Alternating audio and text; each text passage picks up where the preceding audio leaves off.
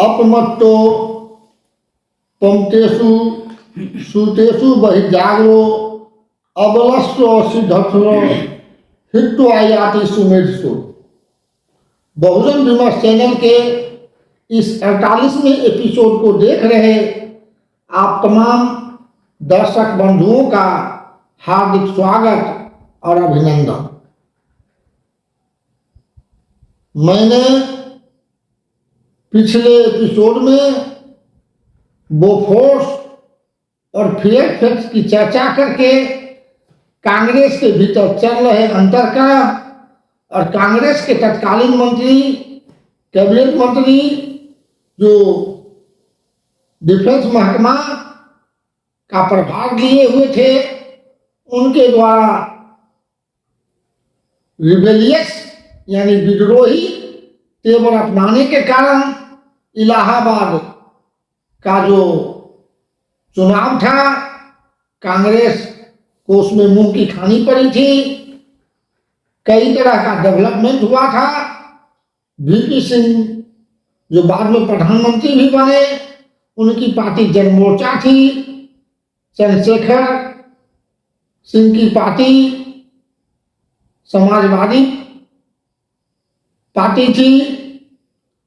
देवीलाल का पार्टी लोकदल था। फिर 77 में बनी जनता पार्टी भी थी, सुब्रमण्यम स्वामी जी की। एनटी रामाराव की पार्टी थी। काफी पार्टी थी। तो कुछ पार्टी साथ में आकर जनता दल का फॉर्मेशन किए और जनता दल का चुनाव चिन्ह चक्र छाप हुआ। जनता दल कुछ पार्टियों से मिलकर, दक्षिण भारत की भी पार्टियां थी, जिसमें कर्नाटक, केरल, तमिलनाडु और सारी पार्टियां मिलकर के एक फ्रंट का निर्माण किए जो नेशनल फ्रंट के नाम से जाना गया। इसके संयोजक एसआर बोमोई थे। इस तरह से चुनाव हुआ 89 का लोकसभा चुनाव। कांग्रेस को बुरी तरह से हारना पड़ा और उस दौर में भी जब राष्ट्रीय मोर्चा के विभिन्न घटक दलों का पूरे देश में चुनाव के दौरान बोलबाला रहा, उस दौर में भी मानवर कांशीराम साहब उनके तमाम सहयोगियों, कार्यकर्ताओं, पदाधिकारियों के अनवरत जागरूक होकर मेहनत करने से बात बनी।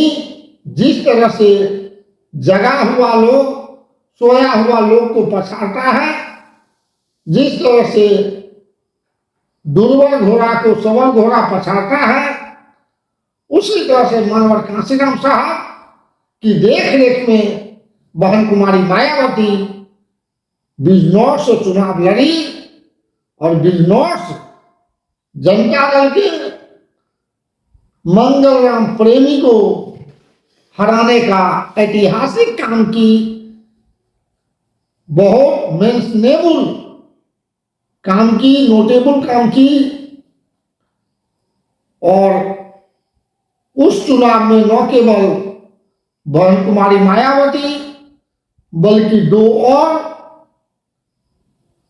हमारे पार्टी के जो पदाधिकारी थे चुनाव जीते।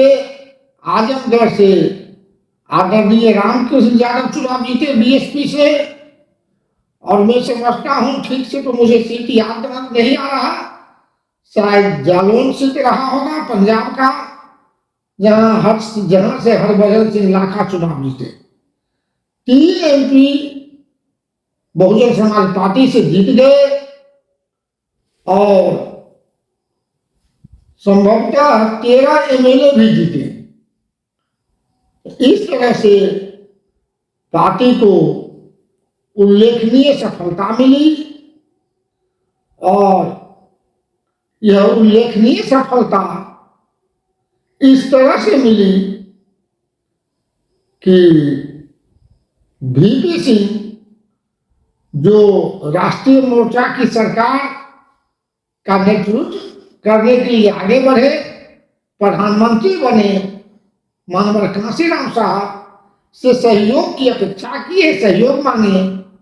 तो मानवर कांशीराम साहब अगर चाहते तो वीपी सिंह के बाद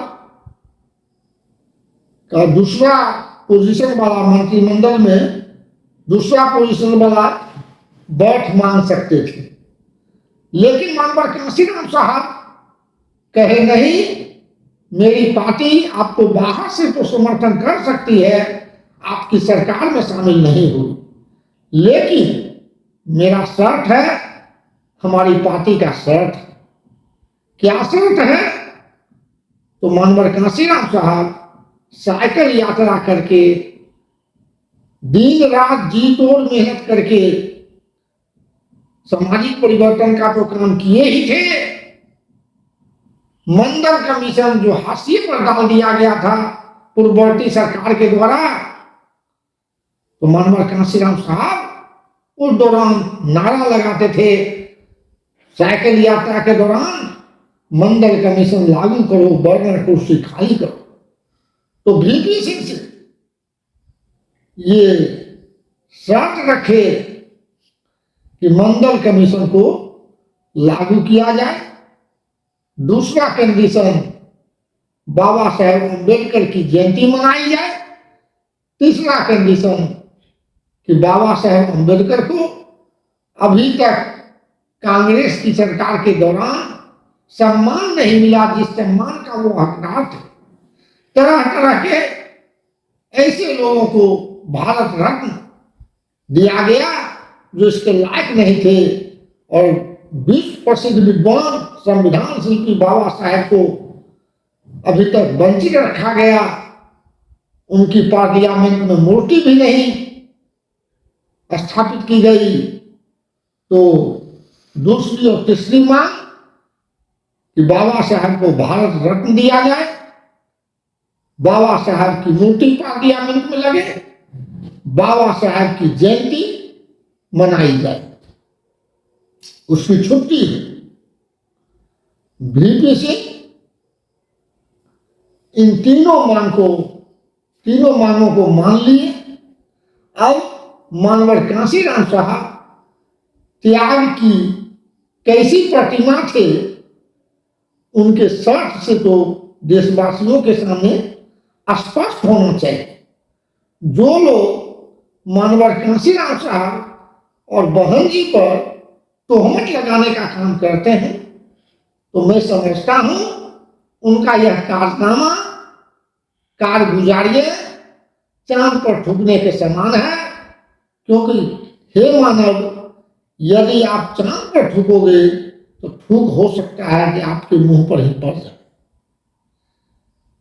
आंख के अंधे नाम नयन सुख, आप देख लो आंख खोलकर मानवर कांशीराम साहब की आस्था रखें।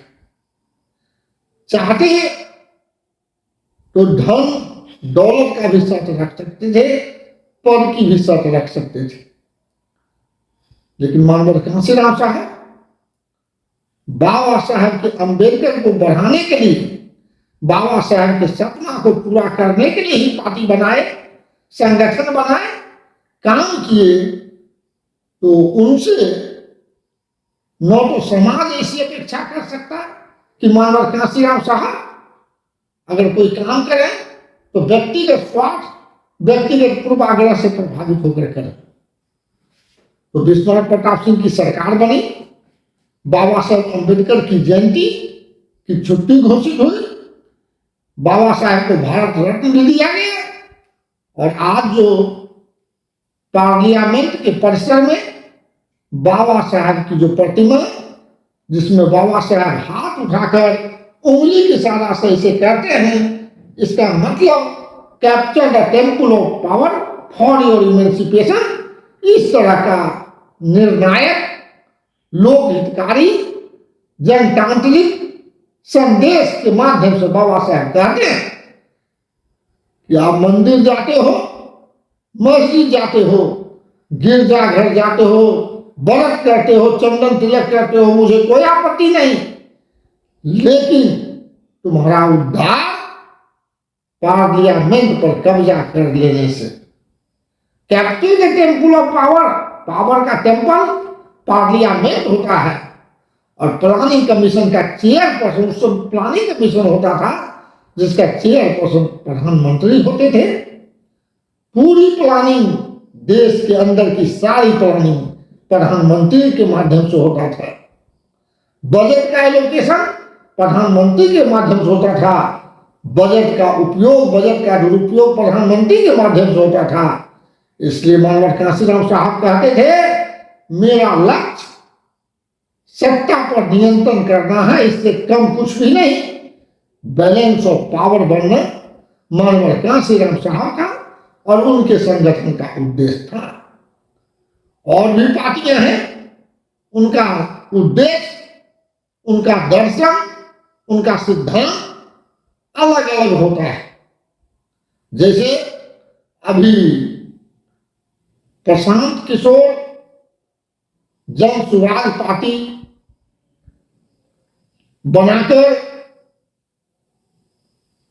किस आदर्श को दिखाते हैं जनता के सामने, तो गांधी जी को सामने लाते हैं और schedule caste, schedule tribe, OBC minority को मतदान के हक से भी वंचित करने का मंसूबा, घृणित और कुत्सित मंसूबा गांधी जी पाले हुए थे। मैनोटो अन्य लोगों की तरह मोहनदास करमचंद गांधी, जिन्हें बापू और राष्ट्रपिता कहा जाता है, पूरा पूरा सम्मान देता हूं, लेकिन सच्चाई कहना अगर बगावत है तो समझो साथी मैं भी बागी हूं। तो जिस गांधी को लेकर प्रशांत किशोर घूमते हैं, तो इससे उनका दर्शन समझा जा सकता है। कोई मंदिर बनाने की बात और कोई कलेजा में भारतीय संविधान की तथाकथित प्रतिलिपि को लेकर चलने की बात करते हैं, लेकिन करनी और कथनी में जो अंतर है वह तो हमें समझ में आ रहा है। एक और पार्टी है जिसका जो एक्सीडेंटल, जिसका नेता एक्सीडेंटल नेता है और काफी जुगाड़ लगाकर सहारनपुर का एक सीट निकाल पाया है। लेकिन अभी अभी जो बिहार विधानसभा का चुनाव संपन्न हो रहा है, उसमें एक सीट पर बीजेपी की कैंडिडेट को समर्थन किया, तो उनके आदर्श को भी समझ रहे हैं और मानव कांशीराम साहब की अनुगामी बाबा साहब की सुपुत्री, लाइफ पुत्री, भारत की पुत्री परमादरणीय बहन कुमारी मायावती किस तरह से साधनहीनता और अल्प साधन के बावजूद बहुजन समाज ही नहीं पूरे देश के हित के लिए मैदान में डटी हुई है और आगे उनका जो मिशन है उसका तो भविष्य हमारे जैसे कार्यकर्ताओं और आप जैसे तजुर्बेकार, जनतांत्रिक व्यवस्था में विश्वास रखने वाले, समता, स्वतंत्रता, भाईचारा के मूल्यों को समझने वाले दर्शक महानुभावों पर ही निर्भर करता है। निर्णय आप स्वयं लें। हम आपको भरोसा दिलाते हैं कि अगला वीडियो भी इसी तरह का मीनिंगफुल होगा। आप हमारे साथ बने रहें। इसी के साथ हम आपसे रजा लेते हैं। नमो बुद्धाय, जय भीम, जय भारत, गुड बाय, सत श्री अकाल, आदाब, जय जोहर।